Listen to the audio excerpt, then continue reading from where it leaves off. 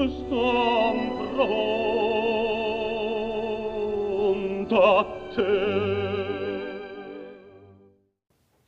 Hi, everyone, and welcome back to the Academy of Bel Canto and the Mystery Bel Canto podcast. As always, my name is Joseph Cianciulli, and I am your host. I am the founder of the Academy of Bel Canto. I founded the Academy of Bel Canto after over a decade working with vocal master and documentation specialist Dan E. Montes, who documented the lineages of Manuel Garcia, of Lottie Lehman, of John C. Wilcox, all through Roz M. Evans and a couple of other teachers. And today we are talking about the mixed voice. Now, I've mentioned it a number of times in some articles I've written, as well as in some of the podcast episodes and a number of other places. And people have expressed interest, especially baritones and basses, in what exactly is this mixed voice you talk about. So again, as always, I'm speaking from my own experience. This is my experience within the lineage. You can disagree, you're welcome to, but we both have different experiences. I did go through the university system. I understand their perspective, but this comes directly from Dan's work with Roz, who was the apprentice to Lottie Lehman, as well as the apprentice to John C. Wilcox, who was known as the teacher of teachers. He was one of the founders of NATS. So when we talk about mixed voice, we're talking about a mix of chest voice and falsetto. This is a very, very common quality of the sound in tenors. Okay, I was taught that tenors do not have a pure falsetto; they have a mixed voice, and especially in young tenors, I'll have teachers say, "Well, my student is a tenor, and they have a pure falsetto." What you're hearing most of the time is one, you don't know if they are a true tenor, because the identification of tenor, tenor, baritone, or bass is based on the appoggiare, where the appoggiare shows itself and where it remains consistent. And then where the appoggio is will determine where the passaggio is, or the general area of the passaggio. But this is all based on the teacher's ear. You have to be able to identify it with your ear so that you can reinforce what the singer is feeling, so that they can go back to those sensations when they're singing in performance. So when we're talking about mixed voice, tenors, I was taught, do not have a pure falsetto. They have a mixed voice of chest voice and falsetto. This is why when tenors work with female singers who are teaching the open space, yawn space approach to voice, they oftentimes fall into a mixed voice. Okay, so I'm going to give you an example of mixed voice versus chest voice. There's nothing, just to be very, very clear, when I say chest voice, I do not mean the speaking voice. When I sing in my speaking voice, the speaking voice, we speak on maybe one or two pitches. Yeah, we get excited, we speak a little higher, and we speak a little lower when we're, going, just because of the way we use our voice, we could be speaking a little lower. But in general, we have 1 to 2, maybe 2.5 pitches that we're speaking with. If we try and take the muscle of speech up, we end up squeezing and muscling. When I say chest voice, I'm talking about the quality of the chest sound, okay? The quality of connection to the body.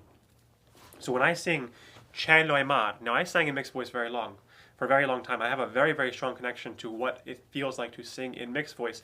But it took me 4 years to establish chest voice, singing with a proper male quality post voice change quality of sound. It took me 4 years before I actually felt that long enough that I could go back and forth between the two.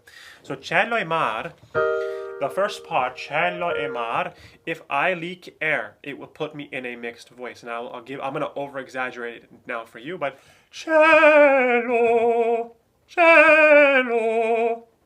Okay, that's a mixed voice. E Mar. Okay, now I was pushing a lot more, and when you push in a mix, you can create a very deceptive sound. It sounds kind of like, it confuses the teacher. Is it his voice? Is it falsetto? What is it? It's mixed voice. Now, with a connected sound, connected to the posture, because I'm applying the connection of the descent of breath, the stoppage of breath.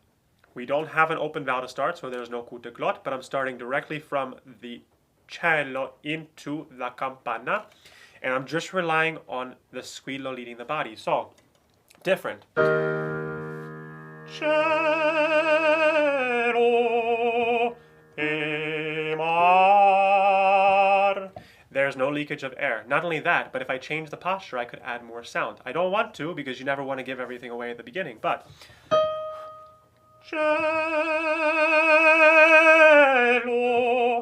And you can see how you can allow more body. You're not pushing body, but you're allowing it. Now, like I've done in a previous video, the next phrase, l'angelo mio, you could add more sound. L'angelo mio verrà dal cielo. Yes? And there's something to be said about directing sound into the sternum. This is something that Dan didn't actually allow me to start doing in lessons until the very, very end of our study. And he talked about it very rarely until then. He talked about directing the sound with squillo still leading body into the sternum. And you can hear this when Gilli is talking in a recording about the mixed voice versus the appoggio. And he sings, "Uomo si uomo." He sings in the mixed voice. Yes? And then he has an appoggiated sound, "Mama si ma." And that's directing sound into the sternum. Okay? Now, we don't want to push the sound into the sternum. We want to still allow the sound to be released with the squillo, the sensation of that bright quality of the sound leading the body. Now, what happens a lot of times is singers get kind of caught up in that sense of appoggio and they push, and over time it fatigues the sound. Dan always said, that Raz had said, that by the end of the opera, you should sound and feel more fresh and more energized vocally than when you started the opera. So this has been your example of the mixed voice. I hope this helps. If you do have any more questions, please reach out to us at vocalmastery1@gmail.com or visit our website www.academiabelcanto.com and take a look at our course offerings. We do have workshops coming up as always. We do have our books there, and we do have some open availability for lessons if you are a pre-professional or professional singer or a teacher looking for clarity in your teaching with the male voice. So we will see you next time for our next voice lesson.